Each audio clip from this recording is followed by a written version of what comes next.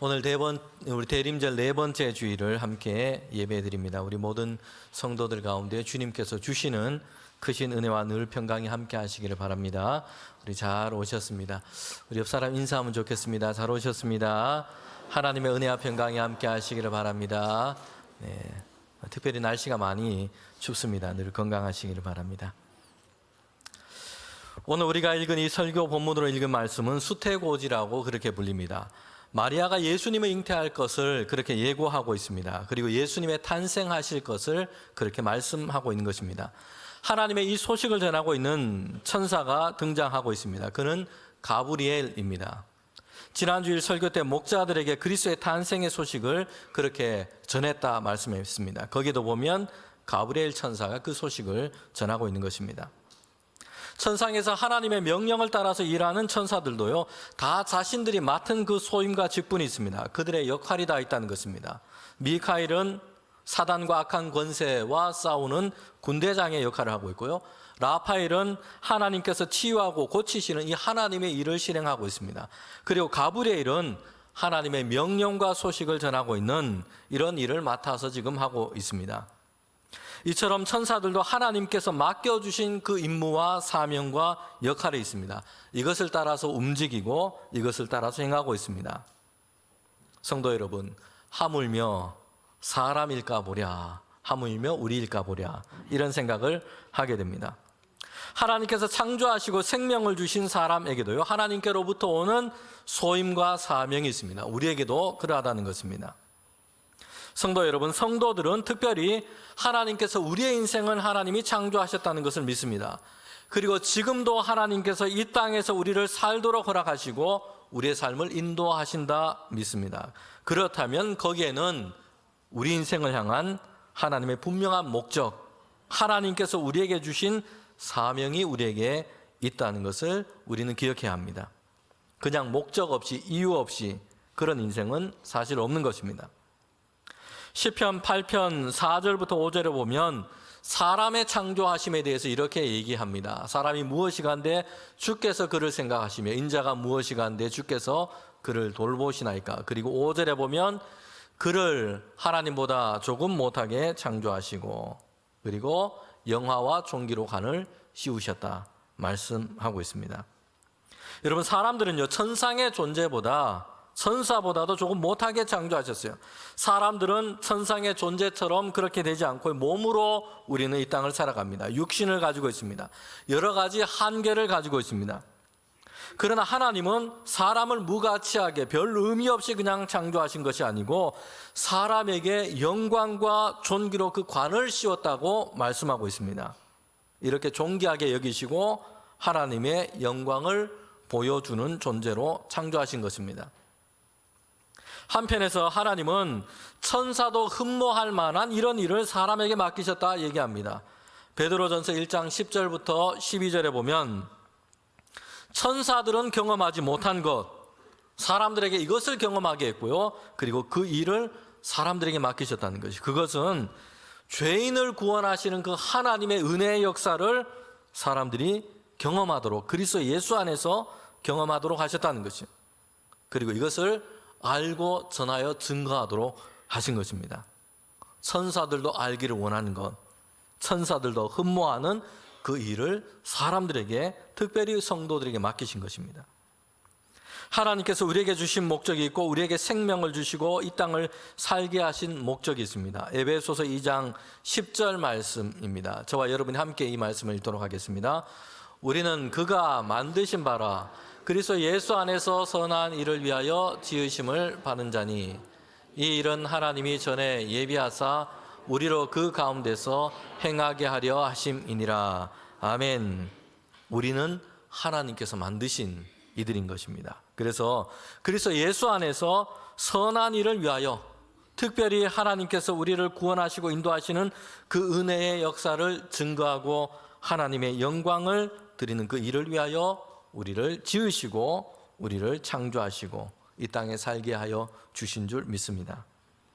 성도 여러분, 우리를 향한 하나님의 뜻에 합당하게 살아가는 것이 가장 복 있는 인생요 복 있는 삶입니다. 더 많은 소유를 얻고 더 좋은 것을 먹고 더 좋은 것을 입는 것으로 다 되는 것이 아닙니다. 하나님께서 우리에게 주신 모든 것을 통하여 하나님의 뜻에 합당하게 잘 사용하는 것, 그리고 우리의 인생과 삶을 통해서 하나님의 선하심과 하나님의 영광이 드러나는 것, 여러분, 이것이 성도가 가장 복 있게 사는 믿음의 길인 줄 믿습니다. 미국에서 가장 부유한 가문 중에 속해 있는 록펠러 가문이 있습니다. 우리나라 속담에는 부자가 3대가 가기 어렵다 얘기하는데, 록펠러 가문은요, 한때 세계에서 가장 부유했던 그 집안이었고요, 지금까지도 뒤를 이어서 부유한 가문으로 그렇게 손꼽힙니다.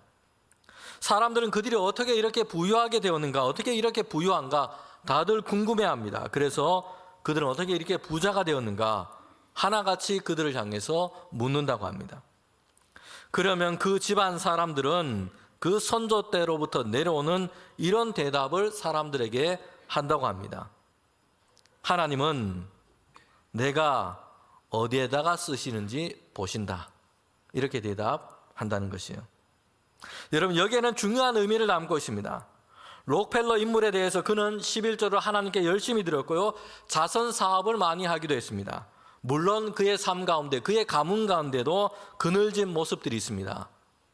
열악한 노동자들의 이 삶을 개선하기 위해서 그렇게 애쓰지는 못했습니다. 독과점 구조를 만들어서 부를 축적하는 이런 모습들도 있었습니다. 그런데 그들이 남긴 이 말은 참 의미가 있습니다. 함께 한번 따라해 보면 좋겠습니다. 하나님은 어떻게 쓰시는지를 보신다. 하나님은 어떻게 쓰시는지를, 우리가 쓰는지를, 하나님은 어떻게 쓰는지를 보신다는 것이에요. 성도 여러분, 하나님은 부유하신 분이십니다. 하나님은 인색하지 않으세요. 풍성하게 주시기를 원하십니다. 그런데 하나님은 먼저 우리가 어떻게 쓰는지를 보십니다. 이미 주신 것을 하나님이 기뻐하시는 곳에 그런 일에 잘 사용하는가, 이미 우리에게 주신 이 삶을 하나님이 기뻐하시는 그 삶을 살아가고 있는가, 이걸 보신다는 것이요. 그리고 그렇게 사용하는 사람에게, 하나님이 기뻐하시는 삶을 살아가는 사람들에게 더 풍성하게 주시고 더 많은 것을 맡기시는 분이십니다. 마태복음 25장에 보면 달란트 비유가 나와 있는데, 이 비유는 이것을 우리에게 잘 보여주고 있습니다. 주인은 먼 나라로 떠나면서 종들에게 재물을 맡깁니다. 5달란트, 2달란트, 1달란트를 각각 종들에게 맡깁니다. 그리고 시간이 많이 흘렀습니다. 이제 주인이 다시 돌아와서 결산을 합니다. 5달란트와 2달란트 받은 종은 더 남겨서 이제 주인에게 돌려줍니다. 주인은 칭찬하죠. 착하고 충성된 종이라고 칭찬합니다. 여러분, 그런데 1달란트 받은 종은요, 그 받은 달란트를 그냥 땅에 묻어둔 것이었어요. 그리고 주인에게 그대로 돌려줍니다. 주인이 책망을 하죠. 악하고 게으른 종이라고 얘기합니다. 그리고 주인은 그 1달란트도 종에게서 가져다가 5달란트 주었던 그 종에게 그냥 이것을 주어버립니다. 1달란트 받은 종은 잔치에 참여하지도 못하게 된 것입니다. 이 비유를 보면 주인은 얼마나 남겼는가 보다 더 중요하게 생각하는 것이 있다는 것을 우리가 보게 됩니다. 주인에게 받은 것을 어떻게 사용했는지를 보신다는 것이에요. 주인이 맡긴 것, 이것을 주인의 마음을 잘 알아서 주인의 뜻에 맞게 잘 사용하는가, 이것을 주인은 본다는 것이에요. 그렇게 한 종에게는 더 크고 더 많은 것을 주시고 맡기시는 것입니다. 작은 일에 충성했으니 내가 더 많은 것을 너에게 맡기겠다라고 말씀합니다. 자, 우리 옆 사람에게 한번 물어보시면 좋겠습니다. 하나님이 주신 것 어디다가 쓰셨습니까? 하나님이 주신 것 어디다가 쓰셨습니까? 네. 한 해를 이제 마감하는 그 시즌을 우리는 보내고 있습니다. 하나님께서 우리에게 주신 삶의 시간, 우리의 인생, 건강, 물질, 이 모든 것을 우리가 어떻게 사용했는지를 한번 돌아볼 필요가 있습니다. 하나님의 뜻에, 하나님의 마음에 잘 맞게 우리는 하나님이 기뻐하시는 일에 잘 사용하고 있는가 생각해 볼 일입니다. 성경의 복음서 앞부분을 보면 이제 드디어 하나님이 약속하신 예수 그리스도께서 이 땅에 오시는 이 사건을 알려주고 있습니다. 그런데 그때 정말 바쁘게 움직이고 바쁘게 일하고 있는 존재가 있습니다. 누구냐 하면 바로 천사 가브리엘입니다. 앞서 말씀드린 것처럼 이 천사 가브리엘이 맡은 일이 소식을 전하는 일이기 때문입니다. 그래서 예수 그리스도께서 세상에 탄생하신 이 소식을 가브리엘이 사람들에게 지금 전하고 있는 겁니다. 목자들에게 가서 전하고 예수님의 어머니가 될 마리아에게 가서도 전합니다. 정원한 남편인 요셉에게도 그렇게 전하고 있습니다. 누가복음 1장 26절부터 27절에 보면 이렇게 말씀하고 있어요. 여섯째 달에 천사 가브리엘이 하나님의 보내심을 받아서 갈릴리 나사렛이라는 동네에 가서 이제 마리아에게 이 소식을 전하고 있는 것입니다. 성도 여러분, 이 가브리엘은요, 하나님의 보내심을 받아서 지금 가고 있습니다. 자기 마음대로 가고 있는 것이 아니고요, 가고 싶은 대로, 자기가 가고 싶은 대로 가고 있는 것도 아니고요, 하나님께서 보내신 곳, 보내심을 받은 대로 가고 있고요, 하나님이 전하라 하신 것을 지금 전하고 있습니다. 천사 가브리엘은 하나님께로부터 받은 그 사명을 가지고 가고 있는 것입니다. 여러분, 이것이 믿음의 성도들의 모습인 것입니다. 수태고지 예수 그리스도의 태어나심에 대해서 가브리엘이 지금 전하고 있습니다. 하나님께서 보내신 곳, 그곳은 갈릴리 나사렛입니다. 그리고 거기에 가면 요셉이라고 하는 사람과 정혼한 약혼한 마리아가 있는데 그에게로 가라라고 말씀했어요. 그리고 그에게 이제 하나님께서 주신 말씀을 전하게 되는 것입니다. 누가복음 1장 28절에 보면 그에게 들어가 이르되 은혜를 받은 자여 평안할지어다 주께서 너와 함께 하시도다. 이렇게 가브리엘이 인사를 먼저 전하고 있습니다. 천사 가브리엘이 전하는 인사는요, 너무 좋게 보입니다. 복된 인사입니다. 평안할지어다, 주님께서 너와 함께 하신다라는 인사예요. 성도 여러분, 그런데 우리가 성경 곳곳을 보면요, 이 인사 후에 그 다음에 이어지는 것이 있어요. 그 다음이 심상치 않습니다. 주님의 사자들이 이렇게 인사를 건네고는요, 하나님께로부터 오는 큰 일을 그에게 맡기신다는 것을 보게 됩니다. 때로는 엄청나게 부담스럽게 여겨지는 일, 때로는 스스로 자신에 대해서 생각했을 때는 도저히 감당할 수 없다라고 생각되는 이런 일을 그 사람에게 말씀하고 계시다는 것이요. 그래서 먼저 하나님께서 너와 함께 하신다 이렇게 말씀하시는 경우들이 많다는 것이요. 사사기 6장 12절에 보면 기드온을 이제 사사로 부르시는 그 장면이 나옵니다. 주님의 사자가 기드온에게 가서 말씀하세요. 큰 용사여, 하나님께서 너와 함께 하신다, 너와 함께 계신다, 이렇게 말씀을 하고 있습니다. 참 복된 인사인데 그 다음이에요. 그 다음에는 기드온에게 하나님께서 중요한 말씀을 하십니다. 그를 통해 이루실 그 일을 말씀하고 계시다는 것이요. 이스라엘은 당시 강한 민족의 압제 아래 놓여 있었습니다. 기드온은 그때에 포도주 타작틀에 숨어서 지금 타작을 하고 있을 때였습니다. 이스라엘을 향해서 지금 약탈하는 강한 민족과 맞서 싸우는 것은 고사하고 숨어서 지금 이런 일을 하고 있을 때였습니다. 여러분, 그런데 그때 하나님의 사자가 기드온에게 가서 얘기하고 있는 것이요. 큰 용사요, 하나님이 너와 함께 하신다라는 것입니다. 그리고 그 다음에 기드온에게는 이스라엘을 구원할 그 사사로서의 그 일을 맡기시는 것입니다. 그러면서 먼저 이런 인사를 건넨 것입니다.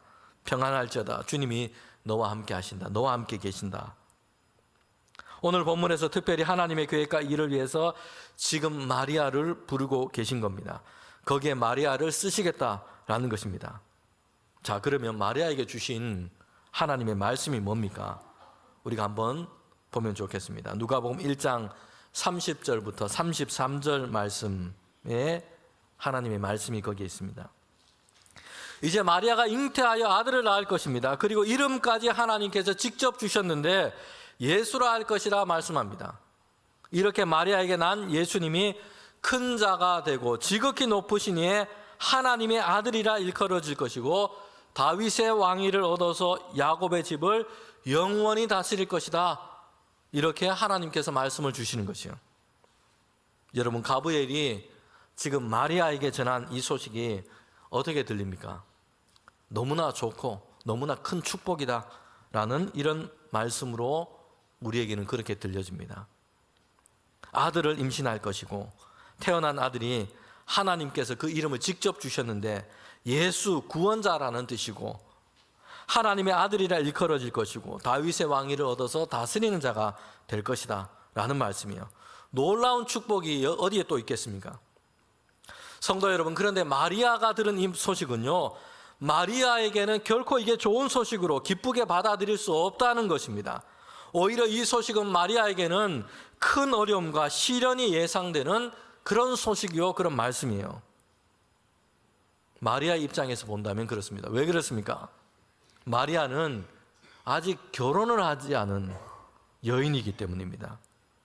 아직 결혼을 안 했는데 여러분 아기를 잉태하게 된다는 것은요, 이것은 재난에 가까운 일이 되는 겁니다. 더군다나 마리아는 요셉이라는 이 청년과 약혼을 한 상태였습니다. 이스라엘의 전통에는 결혼 전에 약 1년 전쯤에 이제 결혼을 위해서 약속을 합니다. 정혼을 하게 되는 것입니다. 그리고 1년 정도의 시간을 각자 남자와 여자가 각자 집에 머물면서 이제 그 시간을 정결하게 보내도록 했습니다. 남자는 이제 결혼을 약속한 후에 1년 동안 결혼을 해서 이제 가정을 이루며 집을 이루고 생활의 터전을 그렇게 마련하는 그런 기간으로 삼기도 합니다. 그래서 이제 준비가 되면 신부를 청해서 혼례를 하게 됩니다. 중요한 것은 이 정혼한 기간에는 무엇보다 중요한 것은 남자와 여자 모두 다 정결을 지키며 그 성결을 증명하는 그런 기간으로 삼았다는 것이요. 지금 마리아는 정혼한 상태입니다. 여러분, 그때 아기를 잉태하게 된다는 것은요, 이것은 그래서 결코 좋은 소식이 될 수 없는 것입니다. 그 아기가 아무리 대단한 인물이 되고 대단한 일을 한다고 하더라도 마찬가지입니다. 율법이 엄격했던 그 시대에 정혼한 상태인 이 마리아가 여러분 아기를 잉태하는 것은요, 이것은 커다란 비극과 파장을 불러올 수 있는 그런 사건이 되는 것입니다. 하나님께서 천사를 보내셔서 마리아에게 말씀하신 그 일은요, 이게 정말 마리아의 입장에서는 받아들이기 어려운 일인 것입니다.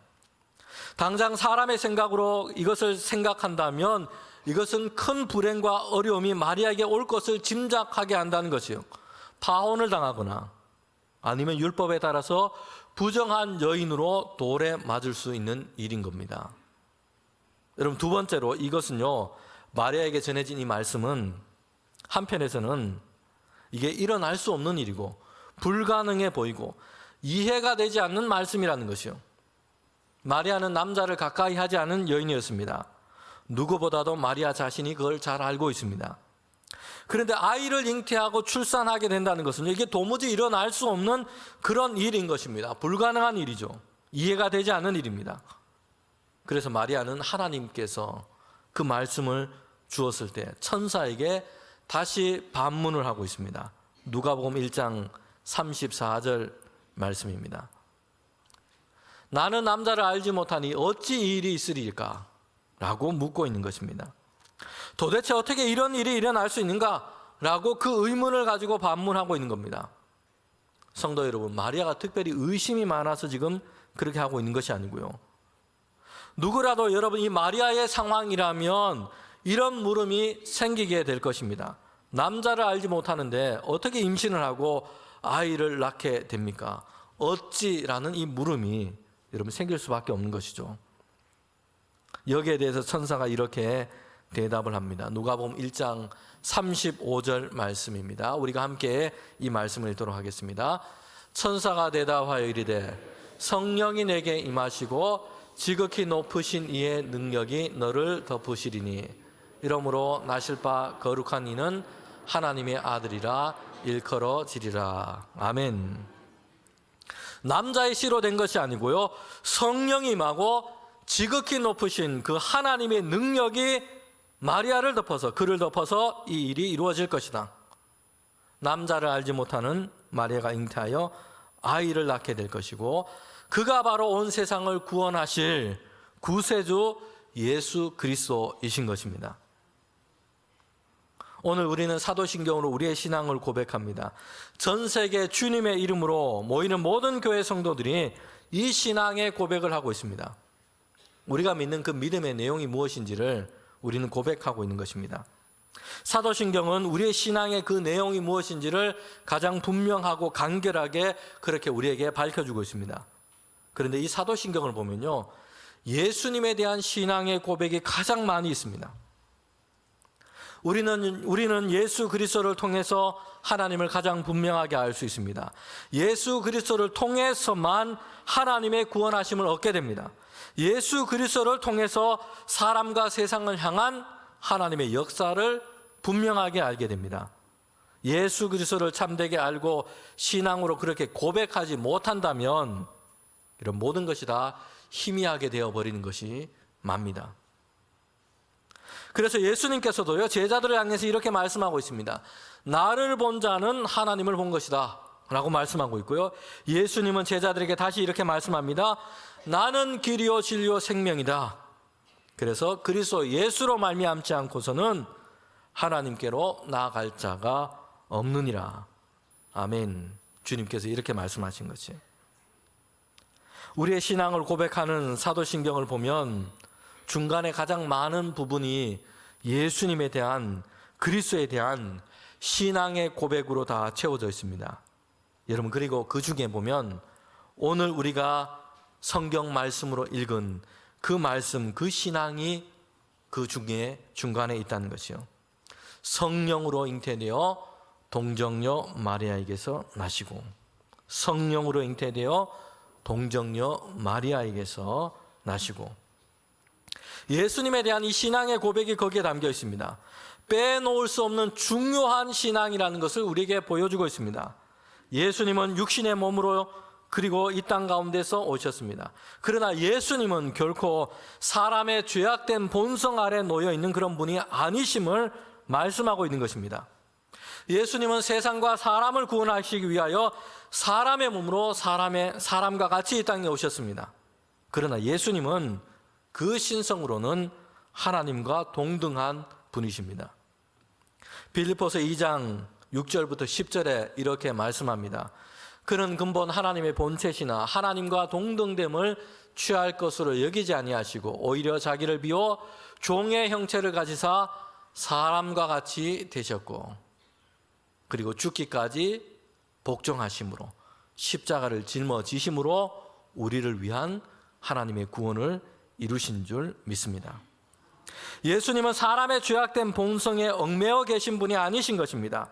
선하고 무죄하신 예수님께서 모든 사람의 죄를 대신 담당하셔서 우리를 향한 하나님의 의와 구원을 이루신 것입니다.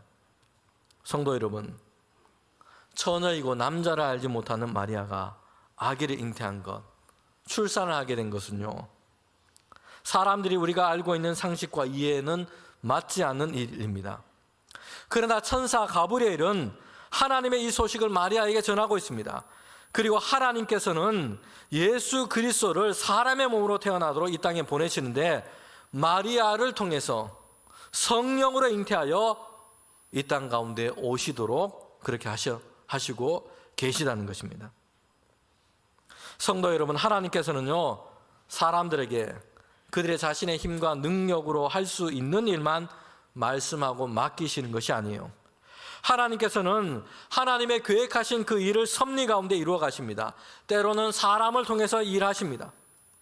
그런데 사람으로는 어렵지만 그들의 능력과 그들의 실력과 그들의 힘으로는 할 수 없을지라도, 그러나 하나님이 함께 하셔서 그들을 통해서 하나님이 행하시는 그 일을 이루어 가십니다.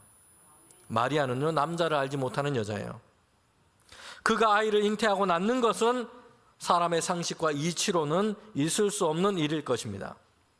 오늘날에도 동정녀 마리아가 예수님을 그렇게 출산했다, 잉태했다라고 하는 많은 사람들이 받아들이지 못하고 믿지 못할 것입니다. 이런 일은 결코 있을 수 없고 예수님을 신격화하기 위해서 사람들이 만들어낸 이야기라고 주장하기도 할 것입니다. 그러나 우리에게 주신 하나님의 말씀은 우리에게 분명하게 말씀하고 있습니다. 마리아는 성령으로 잉태되어 그리스도 예수를 낳은 것입니다. 그리고 이 신앙의 고백은 예수 그리스도를 믿는 그 믿음에서 중요한 우리의 신앙의 고백인 것입니다. 우리는 천사 가브리엘이 마리아에게 한 이 말을 기억해야 합니다. 사람으로는 할 수 없지만 어떻게 지금 이 일이 이루어지고 있다고 말씀하고 있습니까? 성령이 임하시고 지극히 높으신 하나님의 능력이 그를 덮으셔서 마리아를 통해서 이 일을 이루어지게 하신 것입니다. 성도 여러분, 마리아는 대단한 존재가 아닙니다. 그는 당시 나이로 15살 정도 되는 소녀에 불과합니다. 그는 갈릴리 나사렛에서 태어나 있습니다. 변두리 지역에 살고 있습니다. 가난한 집에서 태어나고 자라고 아주 평범한 여인입니다. 남자를 알지 못하는 여인입니다. 그러나 예수 그리스도를 잉태하게 됩니다. 지극히 높으신 하나님의 능력이 마리아를 덮었기 때문입니다. 하나님께서 마리아에게 그리고 마리아를 통해서 이 일을 이루셨기 때문입니다. 오늘 우리는요, 믿음으로 산다고 하지만 우리의 연약함을 느낄 때가 참 많습니다. 지혜도 부족하고 능력도 부족하고, 그래서 주님께서 우리에게 맡겨주신 직분과 그 일을 감당하고자 하지만 힘에 부칠 때도 있고요, 어렵게 느껴질 때가 많습니다. 하나님께서는 애굽에 종살이하는 이스라엘 백성을 이끌어내시고자 할 때 모세를 부르셨어요. 그때 모세도 그렇게 대답하고 있습니다. 너는 가서 내 동족 이스라엘을 애굽에서 이끌어내라 라는 이 하나님의 말씀 앞에서 모세는 나는 못합니다. 나는 안 됩니다. 나는 부족합니다. 나는 할 줄 아는 것이 없습니다. 이렇게 대답을 처음에 하고 있습니다. 이후에 구약의 역사를 보면 이방 민족의 앞절에부터 이스라엘 백성을 구원해내도록 사사를 택하여 세우셨는데, 여러분 그때 기드온과 같은 인물들도 나는 작은 자입니다 라고 대답합니다. 선지자 예레미야도 하나님의 말씀을 죄악 가운데 있는 이스라엘 백성 가운데 선포하여 전하도록 보내시고자 하는데 나는 어린아이와 같습니다 라고 대답하고 있습니다. 예수님께서 처음 제자를 부르실 때도 갈릴리 어부였던 베드로는 대답합니다. 나는 죄인입니다.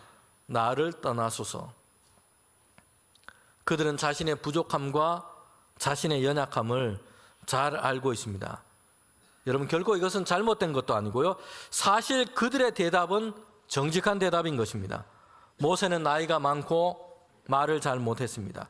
기드온은 실제 대단한 용사이기보다는 소심하고 겁이 많습니다. 예레미야도 능력 있게 말하는 자가 아니었습니다. 베드로는 평범한 어부였고 죄인된 사람의 존재일 뿐입니다. 여러분, 그런데 하나님께서는 이제 그들과 함께 하셔서 그들 가운데 하나님의 일을 이루어 가시면서 이제는 그들의 눈을 열어서 자신의 연약함만을 보는 것이 아니라 이제 그들과 함께 하시고 그들을 통해서 일하시는 하나님의 능력을 보게 하신다는 것이에요.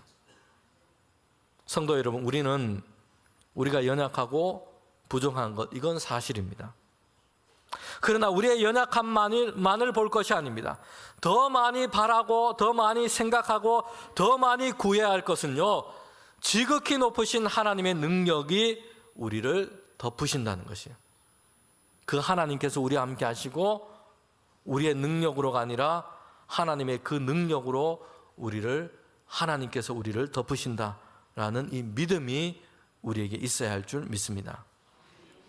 천사는 이렇게 마리아에게 얘기합니다. 1장 37절 말씀입니다. 저와 여러분이 함께 읽도록 하겠습니다. 대저 하나님의 모든 말씀은 능하심이 못하심이 없느니라. 아멘. 하나님께서 우리에게 분부하시고 맡겨주신 하나님의 일은요, 우리의 능력으로만 하는 것이 결코 아닙니다. 하나님께서 우리를 통해서 행하시는 것입니다. 그리고 하나님의 큰 능력으로 우리를 덮으셔서 우리를 이끄십니다. 그러게 오늘 우리는요, 우리의 능력 없음과 부족함 때문에 실망하거나 또는 할 수 없다 할 것이 아니고요, 우리는 지극히 높으신 하나님의 큰 능력으로 우리를 덮으시기를 간구해야 할 줄 믿습니다. 오늘 우리는 예수님의 이 수태고지를 들은 마리아의 마지막 대답이 어떠한지를 우리가 볼 수 있습니다. 마리아는 믿음으로 순종하고 있다는 것이에요. 로마 가톨릭 교회는요, 마리아에 대해서 마리아를 신앙의 대상으로 잘못 생각하고 그렇게 가르치고 이야기합니다. 마리아에게 기도하고 있다는 것이요. 여러분, 그러나 이것은 성경이 말씀하고 있는 바가 아니에요. 로마 가톨릭 교회가 가지고 있는 잘못된 신앙과 신학입니다. 성인 숭배와 연결이 되어 있어요. 특별히 마리아에 대해서는 신격화해서 숭배하는 일도 일어나고 있는 겁니다. 이것은 성경에 나오고 있는 마리아 자신도 원하지 않는 그런 일일 것입니다. 마리아는 결코 자신을 하나님처럼 높이지 않습니다. 오히려 나는 주의 여종이라고 말하고 있습니다. 여러분, 우리가 마리아에게서 보게 되는 것은요, 신앙의 대상처럼 여길 수 있는 그런 신성함이 아닙니다. 성경에서 말씀하는 많은 사람, 믿음의 사람들 중에 마리아에게서도 좋은 믿음의 모범을 우리가 볼 수 있다는 것이에요. 좋은 믿음의 모습을 본받을 만하다. 이런 믿음의 모습을 우리가 보게 된다는 것입니다.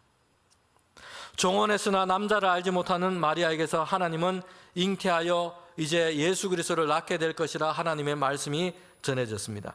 이 말씀은요, 먼저는 이해가 되지 않는 말씀이에요. 남자를 알지 못하는데 어떻게 그런 일이 일어날 수 있는가 의문이 듭니다. 그리고 만약 그 말씀대로 된다면 당장의 마리아에게는 결코 좋은 일, 좋은 소식으로 여겨질 수도 없다는 것입니다. 마리아의 인생의 스케줄, 그의 인생의 계획들이 완전히 혼란스럽게 그렇게 만들어져 버릴 수 있습니다.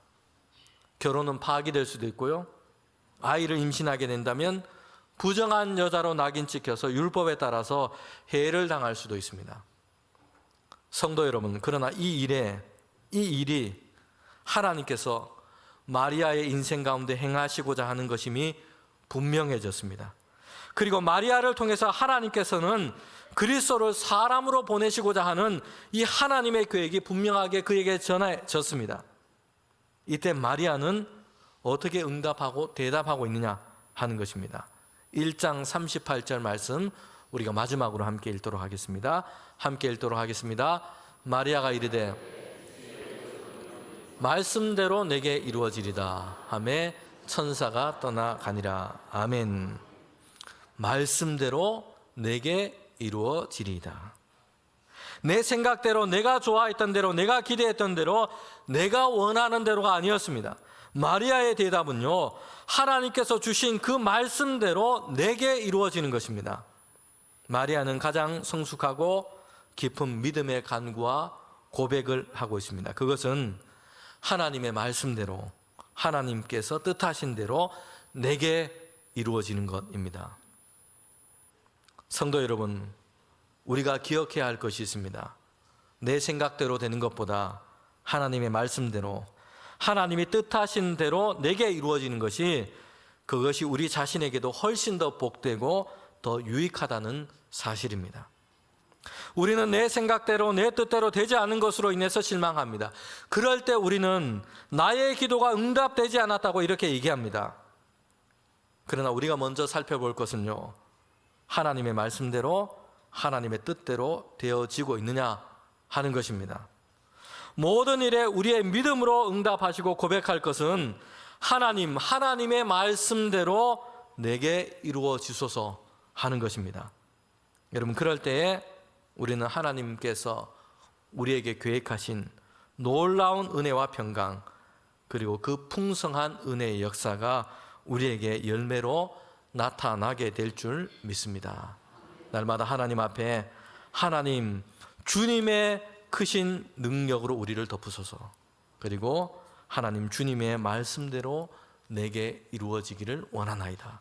이 믿음으로 주 앞에 나아가는 저와 여러분 되시기를 주님의 이름으로 축복합니다.